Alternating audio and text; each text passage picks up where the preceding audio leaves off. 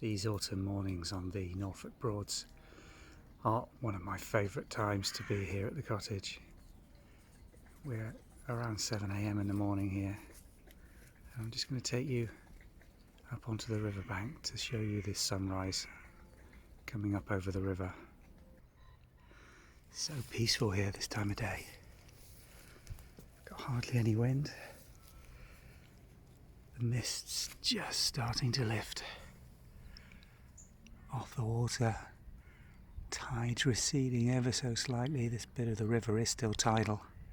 You just see the water trickling back down, looking up towards Potter Heigham into that beautiful morning sunrise.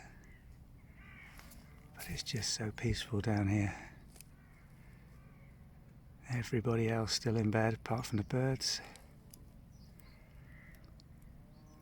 And looking down the River Thurne now, with the morning mist still just hanging around. I'll show you the cattle over the marshes. So we've still got some beautiful mist over there, and it just looks so pretty first thing. Here we are around the back of the cottage, just looking up over the marshes with the cattle still grazing out. They'll be out for about another month before taken into barns to overwinter, but just look at that, with the sun streaming across the marsh and the mist just now receding to the shadow behind the little bit of woodland up towards the north. And the sun's just catching the willows at the back of the cottage. Not yet made its way into the garden. This lot are saying, take us for a walk. What are you doing shooting video? Let's go and have a look what's happening on those marshes. The last of these double autumn crocuses, which I thought we may have lost earlier in the season. They've been up now for about 2 to 3 weeks. They don't stand particularly well, these big doubles, but they are spectacular. They're almost over now, just lying on the ground where the rain's knocked them over. Thanks, Poppy. But the colour is fantastic in them. Got another little patch just down here on the side of the path that goes down to the wood store. Again, they stand for about a day and a half, open up fully, and then tend to flop. The asters we shot last weekend still looking good. Fully open now.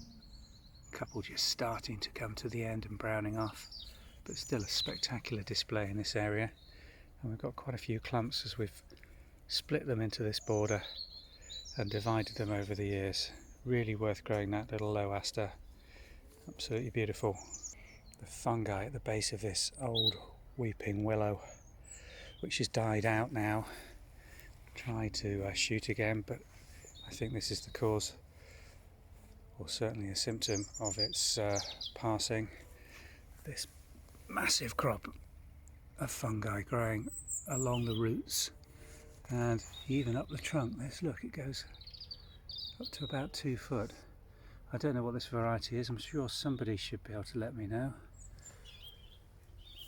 They stand really well and actually extend right the way across where this willow has fallen down into the ditch on the other side of the fence. It's quite a spectacular crop. Goes right the way round. Just look at that. Absolutely incredible.